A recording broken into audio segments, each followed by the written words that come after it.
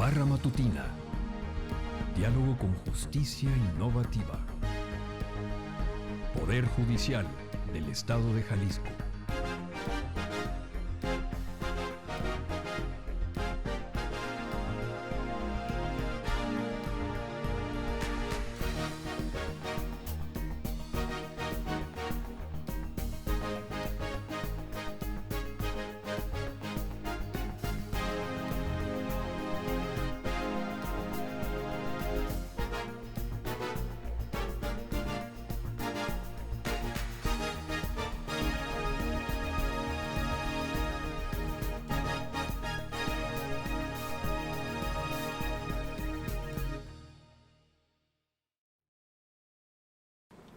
Hola, ¿qué tal? Muy buenos días. Bienvenidos a la Barra Matutina, Diálogo con Justicia Innovativa, que el Poder Judicial del Estado trae para todos ustedes cada martes y jueves a las 9 de la mañana. Y bueno, pues el día de hoy nos da mucho gusto que a través de nuestras redes sociales, Spotify, YouTube y Facebook, nos estén sintonizando y bueno, pues vamos a abordar un tema que para muchos va a ser de un gran interés, ya que cuando no hemos necesitado la ayuda o la posibilidad de atender un asunto que tenga que ver con un perito traductor o intérprete. Y para ello, pues tenemos un panel maravilloso conjuntado por nuestros invitados. Ahorita les voy a pedir a cada uno que se puedan presentar, pero es un honor el que los idiomas inglés, en este caso italiano, árabe y ruso, pues tengo aquí a las Naciones Unidas casi, ¿no? Nos da mucho gusto y a nombre del magistrado Daniel Espinosa Licón les damos la más cordial bienvenida. Así que vamos a empezar por la derecha, mi estimado. Gracias, maestra. Fouad Lakhdar, perito intérprete de árabe. Gracias. Buenos días. Yo vengo en esta ocasión representando la lengua italiana. Y es un gusto estar aquí con ustedes. Gracias. Adelante. Encantada, mucho gusto. Mi nombre es Mayra Cristina Cárdenas Cepeda y me encargo de traducir e interpretar los idiomas inglés a español y viceversa. Buenos días. Un placer estar aquí con ustedes. Soy Vyacheslav Shalisko, traductor e intérprete de idioma ruso y también académico en biosistemática de la Universidad de Guadalajara. Muchísimas gracias. Bueno, como se habrán dado cuenta, tenemos mucha variedad, pero a la vez de que ustedes son traductores e intérpretes, se encuentran constantemente con problemáticas a la hora de una traducción al español. Me gustaría que de entrada comenzáramos con cuáles son estas principales problemáticas con las que cada quien se ha encontrado y sobre todo, por lo regular, todos están certificados ante alguna institución para poder tener acceso a dar esta certificación y esta peritación. Entonces, una vez que lo han hecho, es importante que la gente sepa que pueden acudir con personas que tienen ese rango o esa posibilidad. Entonces, bueno, una vez que lo hacen, pues les entregan un sinnúmero de documentos. Pueden ser demandas que tengan que ver con alguna situación especial, sobre todo cuestiones médicas, pueden ser, sobre todo, bueno, un tema jurídico, una demanda y que puede ser por una negligencia médica o una demanda por una cuestión de civil o mercantil o que tenga que ver con, por ejemplo, una mala construcción, por ejemplo, pudiera ser una mala obra que hubiera generado y que implica un grado mucho más de, ahora sí, de conocimientos en diversas cuestiones del idioma. Y algo que quiero aclarar es que creo que es muy importante que ustedes acuden a muchísimas capacitaciones, a todo lo que hay. ¿Por qué? Porque lo que tienen que fundamentar o ampliar es el conocimiento del idioma y del vocabulario, que creo que en los traductores y en los intérpretes es lo que pesa más, ¿no? Más que estarse actualizando en su idioma, en su propio idioma, porque pues ya saben, el idioma no se les va a olvidar, y más en cuestiones natas, como es el árabe y como es el ruso, pero sí, ¿cómo pueden actualizarse? Pues a través de los conocimientos extras que van llegando.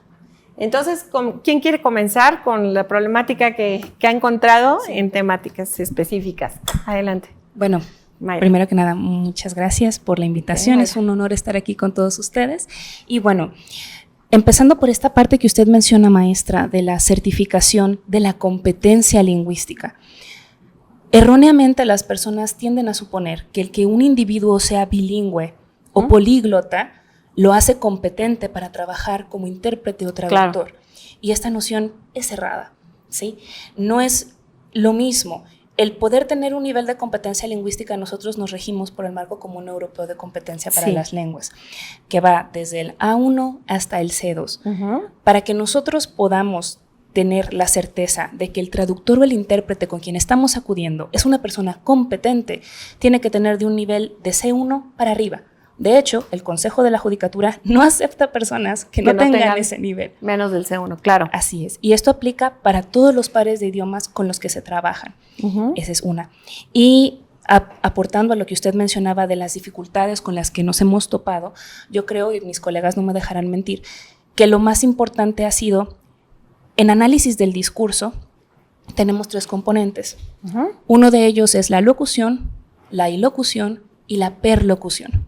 La locución es el mensaje textual, tal cual se dice, literal. Sí. La ilocución es la intención que tiene el hablante o quien está dando el mensaje, y la perlocución es la percepción que tiene el oyente o quien recibe el mensaje. Nosotros somos puentes, embajadores culturales. Nosotros ayudamos a las personas que tienen diferentes idiomas como lenguas nativas, ¿verdad? O como lenguaje primario, a que se comuniquen los unos con los otros. Y en ocasiones, uno de los más recurrentes problemas con los clientes es que ellos piensan que ser traductor o intérprete significa recurrir a la literalidad. Exactamente. Y eso, pues, los colegas me permitirán ahondar en el aspecto. Entonces, eso es lo que podemos observar. Los colegas, no sé si en este mismo aspecto tengan alguna otra aportación.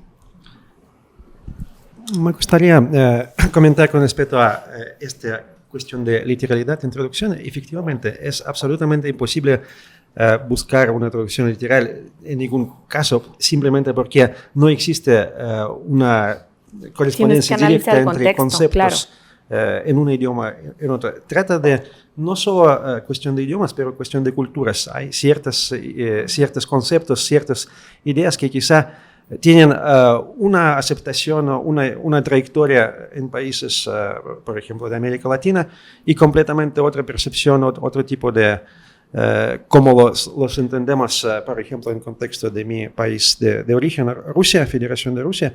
Incluso históricamente se han cambiado. No es lo mismo algún tipo de conceptualización, vamos a decir, hace 30 años, 40 años, cuando estamos hablando sobre Unión Soviética. Así es. Y en la actualidad son simplemente cuestiones de evolución del lenguaje y evolución de como un marco de referencia conceptual que existe detrás de él, que tenemos que tomar en cuenta en cada caso.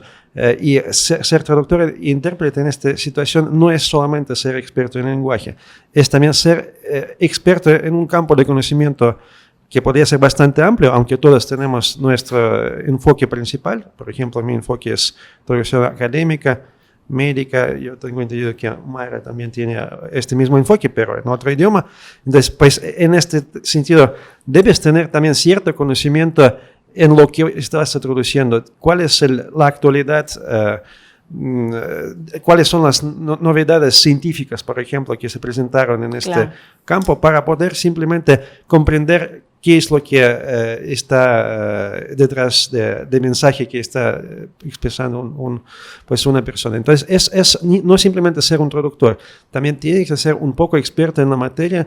¿Qué es lo que estás traduciendo? Tienes que tener cierta formación pues para poder realmente ser experto en el campo. Sí. Y aparte de la formación, un bagaje cultural amplísimo. Hay algo que yo admiro muchísimo de los traductores y los intérpretes, es que ellos tienen que saber de todo, de todo. No se circunscriben a lo que mencionabas, o sea, tiene que ser obviamente las bases, pero además deben de traer una cultura general, historia, geografía, áreas médicas, áreas forenses, o sea, es todo. Entonces, es una de las, yo considero que es de los más complejos y completos también, ¿no? Porque aparte, bueno, ustedes que tienen una lengua nativa, imagínate venir a un país en donde tendrás que también culturalizarte de esta sociedad mexicana, que también estamos llenos de dichos, de cosas que damos por sentadas, en donde también el lenguaje es muy complejo y es muy amplio. El español, aparte de bello, creo yo, es muy, muy amplio, ¿no? Bueno, no te rías, por favor, porque vas a decir el árabe es más bonito, ¿no? Gracias, maestra. Nosotros normalmente, yo lo que considero siempre, nosotros nunca traducimos un idioma, siempre traducimos una cultura en total. Ok, sí, es no traducir el idioma, ¿no? De los conflictos que podemos tener, por ejemplo, en el caso del árabe, hay 22 países árabes.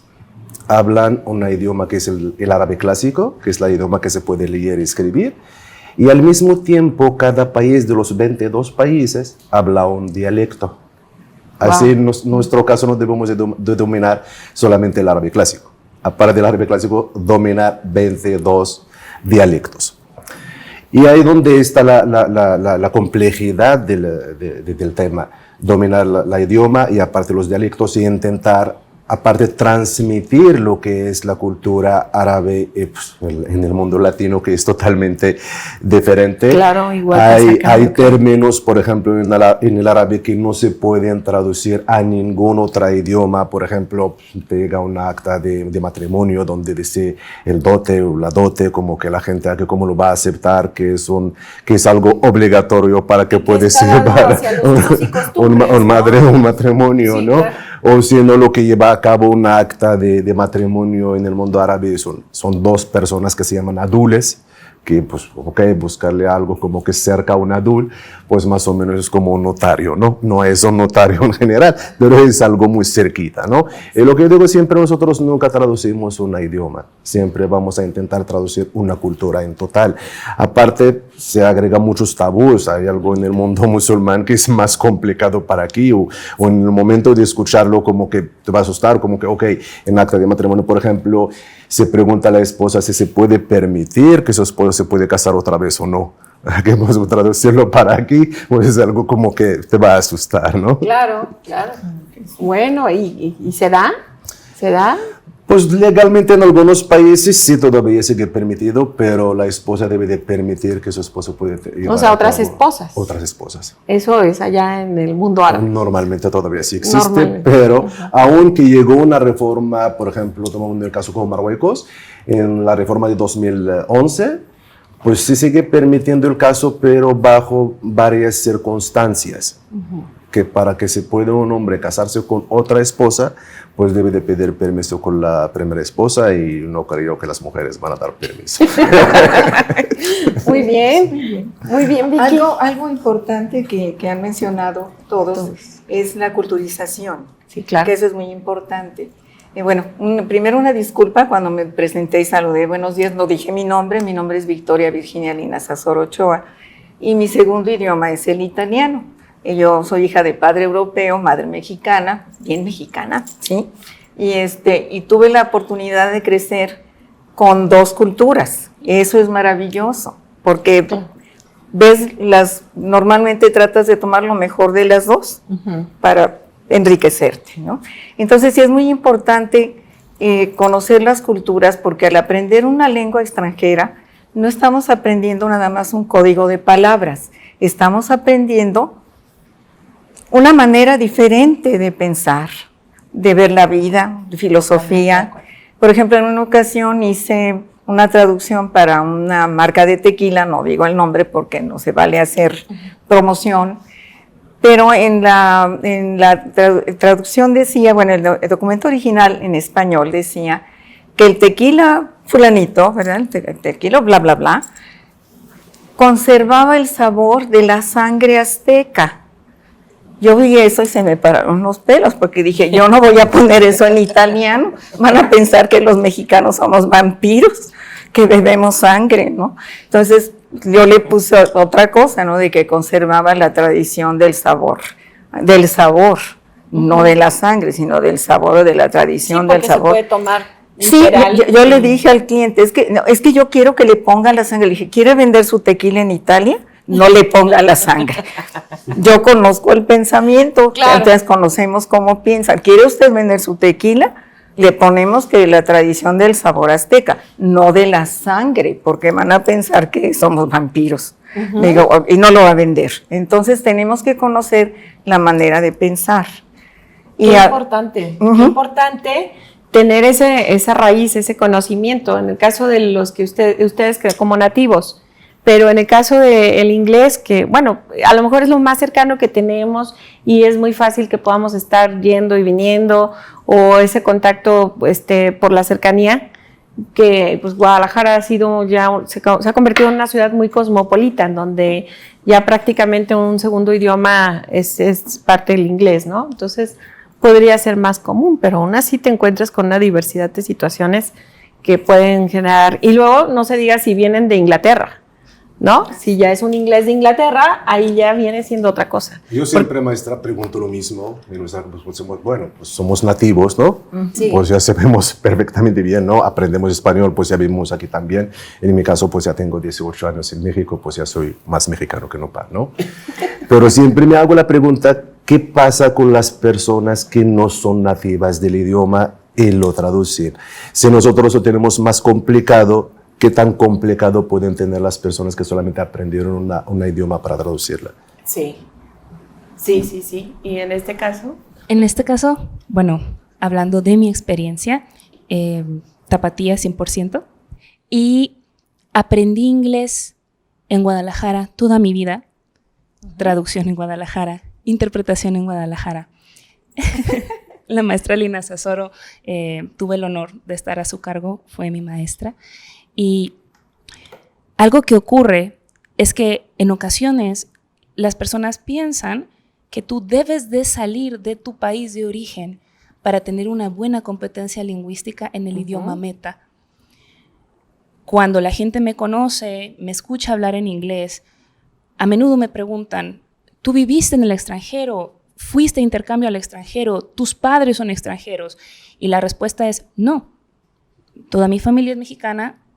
Yo soy tapatía, solo que ocurre que he tenido disciplina en el desarrollo de las habilidades lingüísticas, porque, y volviendo al marco común europeo de referencia, tienen descriptores de cada una de las habilidades, tanto receptivas como productivas, ¿sí?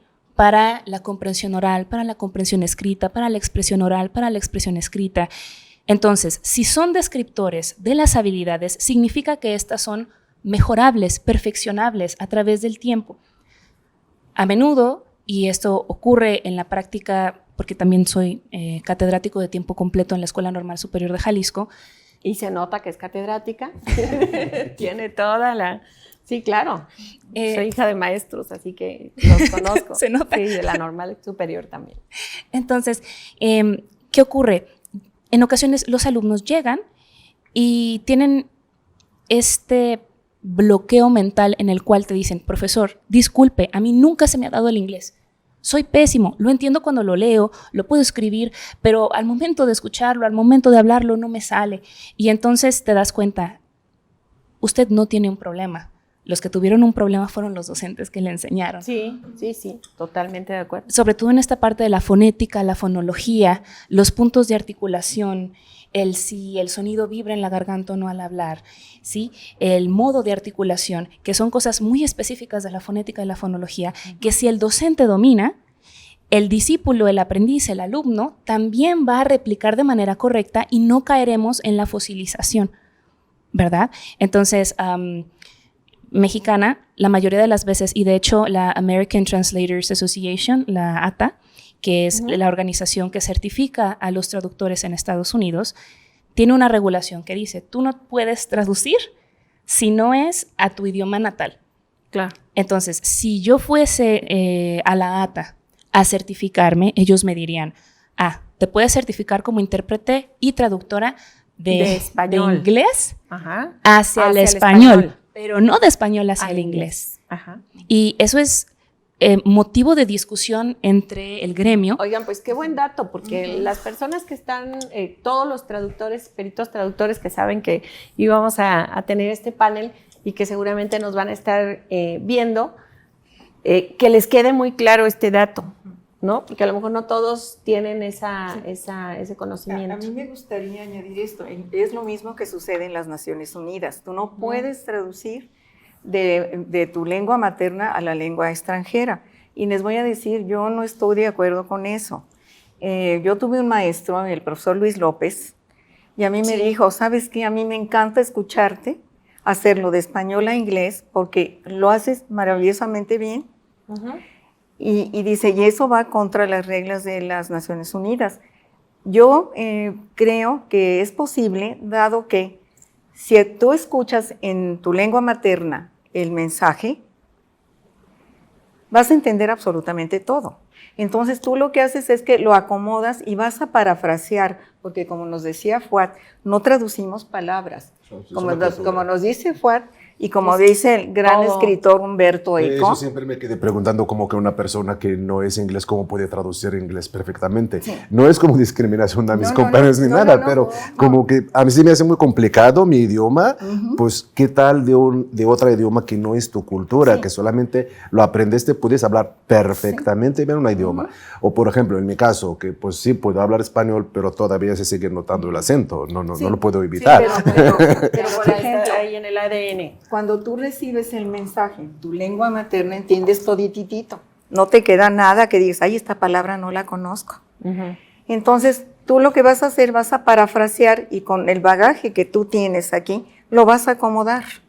Además, acuérdense que cuando, si tú vas a traducir o vas a interpretar de una lengua extranjera al español, siempre vas a parafrasear porque no te alcanza el español. Usamos artículos, verbos, preposiciones. Entonces, nos crece el 40%. Y luego en los verbos están los tiempos. Presente, entonces, pasado, no futuro. tienes tiempo. Por ejemplo, en una interpretación simultánea, no alcanzas. Normalmente tienes que ir supuestamente una frase atrás que el ponente, que la persona que está hablando. Para la interpretación. Para la interpretación.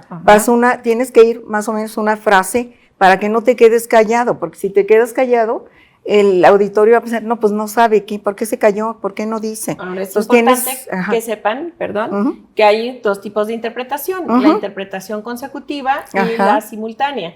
La simultánea es la que justamente estás hablando ahorita, que es el tiempo, y la consecutiva es, hablo un poco, y luego enseguida el traductor, el intérprete, hace esa Entonces, cuando haces una interpretación simultánea, no puedes quedarte sin hablar, porque las personas que están escuchando piensan, pues, ¿por qué se detuvo? No escucha. Claro. Muy bien.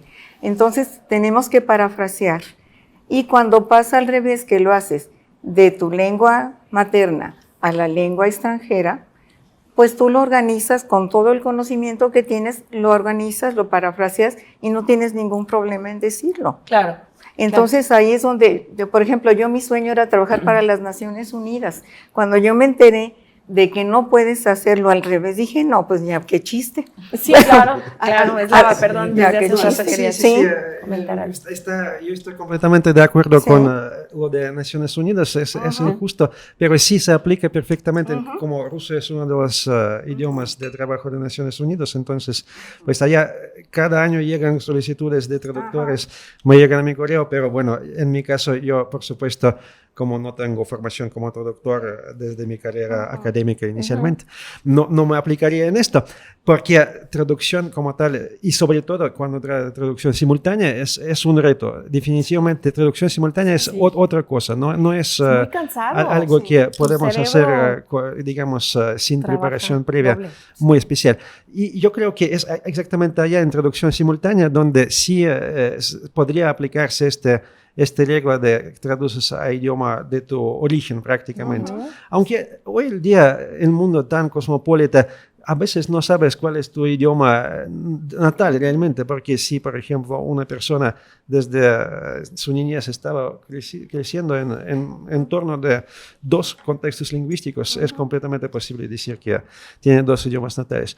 Pero, por ejemplo, para el caso de traducciones de documentos, pues yo creo que allá sí es injusto, ¿no? Este regla que aplica Naciones Unidas. Claro. Debería ser posible que una persona que no es nativo de idioma, sin embargo, podría tener como derecho o chance de traducir a idioma que no es de su idioma natal. Quisiera retomar un poco la cuestión que colega de idioma árabe tomó sobre diferencias culturales y, por ejemplo, caso específico de estos documentos que son testimonio de nacimiento, acto de nacimiento, matrimonio, otros. Pues, por supuesto, este es algo que definitivamente es una de las cosas más importantes y más frecuentes en nuestro trabajo como traductores de documentos. Hablar sobre distintas traducciones de registro civil, otros aspectos así. Y, por ejemplo, existe un problema que quizá no está totalmente resuelto en caso de idioma ruso. Por ejemplo, nosotros tenemos una tradición de que existen ciertas terminaciones de apellidos que dependen de género, ¿no? Por ejemplo, terminaciones de apellido de mujer va a ser una terminación, y si ella tiene un hijo, pues su hijo en teoría debe tener una terminación distinta de su apellido. Pero cuando trata de un documento que se formalizó en México, por ejemplo, nació aquí el niño, pues ya será imposible cambiar esta terminación, y esto causa un conflicto tremendo pues entre contexto documental y cultura de país de origen, digamos, de la persona. Me gustaría Lo mismo caso que de pusieras un patronímicos. ejemplo, Slava. Tú y yo conocemos a Gabriela Seifova y su hija es Gavica. ¿Okay? Sí, pues... si hubiera sido un niño... lo que pasa es que, por ejemplo, si trata de apellido, en este caso, apellido de mujer debería terminarse con A como Seifova. Pero si trata de un niño, debería quitarse esta A y queda solamente una consonante, Seifov, en este caso.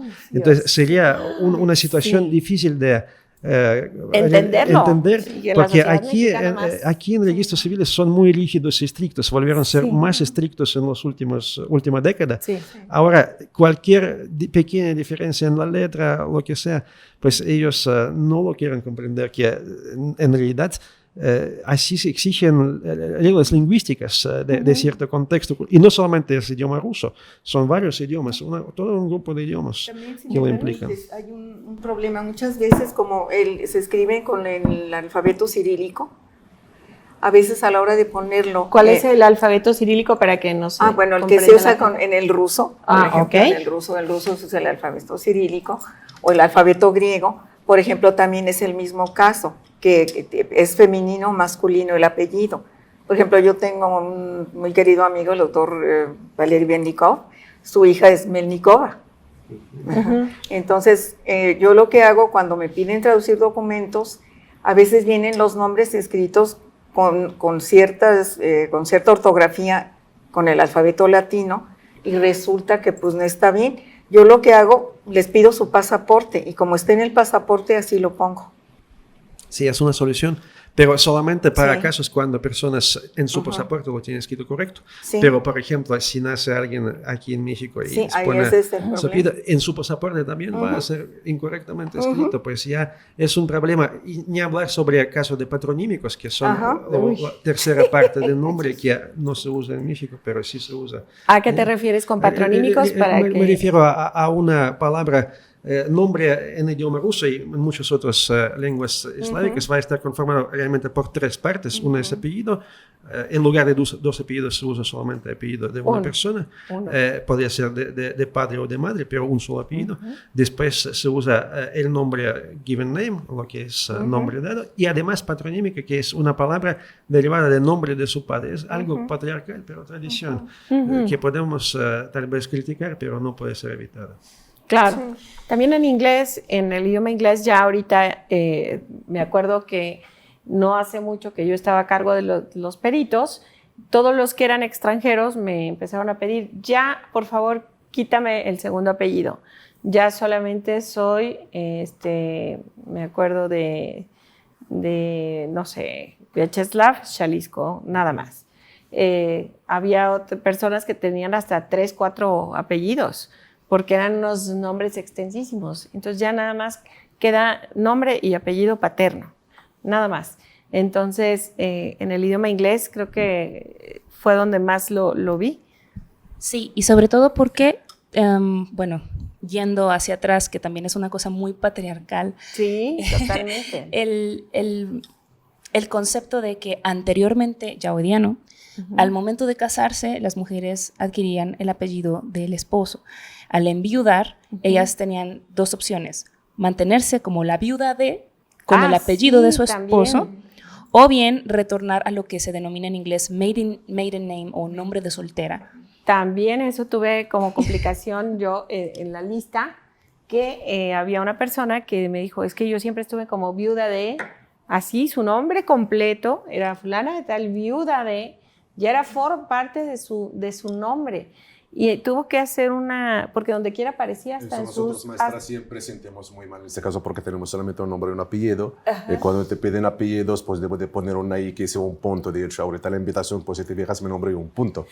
Sí, es En la lista cierto, es cierto, porque las constancias que te piden, esos formularios que te dicen apellido paterno, materno. Pues como nosotros no tenemos, pues tengo que poner X o poner un punto.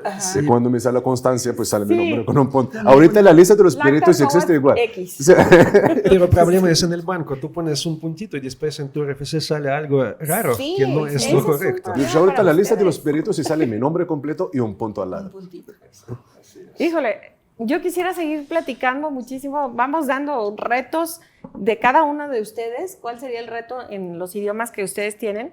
Porque el tiempo ya se nos vino encima, prácticamente. Bueno, pues no sé si podría comentar sobre un reto que me parece muy importante. Perdón. Es el reto relacionado con especialización temática de traductores. Como traductores de ruso somos relativamente escasos. Realmente tenemos mucho trabajo, pero yo creo que sí es importante tener, buscando cierta especialización en campos traducción médica, jurídica, porque pues es imposible abordar absolutamente todos los temas realmente y para aumentar calidad y nivel de expertise de traductor sí es necesario pues ya ir buscando ciertas especializaciones. Esto sería un reto para nosotros como traductores de ruso. Muy bien, muchas gracias, Mayra. Para los traductores de inglés, yo creo que el mayor reto tiene que ver con la profesionalización, esta parte de colegiarse, de agremiarse y de estar en constante actualización y erradicar estas nociones cerradas de que ser bilingüe te hace ser intérprete o traductor. Muy bien, muy buena reflexión. Gracias, Vicky. Bueno, los retos de la lengua italiana son muy interesantes. Primero, porque pues ya sabemos, el idioma italiano cuenta con aproximadamente 450,000 palabras y mucha gente no sabe que el italiano lo aprenden los italianos en la escuela como lengua extranjera. ¿Por qué? Porque la gente habla dialectos. El véneto, diferentes, si es el siciliano, el napoletano, y todos son diferentes. Entonces ese es un punto muy importante. Si es del norte, si es del sur, hablan diferentes lenguas. Y en todas las escuelas se implementa el plan y programa para estudiar el italiano estándar. El italiano estándar, que es el que pues normalmente usamos para traducir. Eso es muy importante y mucha gente no sabe. Ahora hay la creencia de que hablar italiano pues es que es igualito que el español. Nada más le pones ini o oni y ya, ¿no? Hay muchas el ini, sí. Entonces, si escuchamos algo como decir como si el signor Mignini è di Bologna. Pues sí, el signor Mignini è di Bologna, ña, ¿no? Entonces, piensa que hablar chiqueado es hablar italiano y entonces toda la gente me dice, es que es facilísimo, es igualito que el español. Entonces, pues no es igualito que el español. El problema que tenemos con el italiano es, por ejemplo, a la hora de traducir las preposiciones, el uso correcto de las preposiciones, los falsos cognados, porque, por ejemplo, yo digo, io guardo la televisione, ¿en dónde la guardo? No, pues la guardo es En italiano miramos la televisión. Ajá. Pues, y yo guardo la televisión, ¿en dónde la meto? No, pues no es que no la guardo. O sea, tenemos cosas de ese estilo. O salgo al primo piano. Salgo. En español es salir, sale, es un ajá. verbo. Sí, pero en italiano salire es subir. Es ir a la planta alta. Subir. Entonces tenemos muchos falsos cognados que aparentemente se parecen. Es que es igualito que el español. Sí, hay palabras como la porta, la sedia, ¿no? Sí. La donna, l'uomo, sí, muy parecidos, pero hay unos que para nada. Y otro de los problemas son las dobles consonantes, que hay palabras que tienen, en una palabra tienes 3 dobles consonantes, o palabras largotas, como decir, imaginatevi que niente poco di, y dices, ¿y este niente poco di qué? Niente poco di qué, dices, que esa palabrota, pues que nada más ni nada menos, ¿no? Niente poco di qué. Y luego te dicen popó, no es popó, es niente poco di qué, ¿no?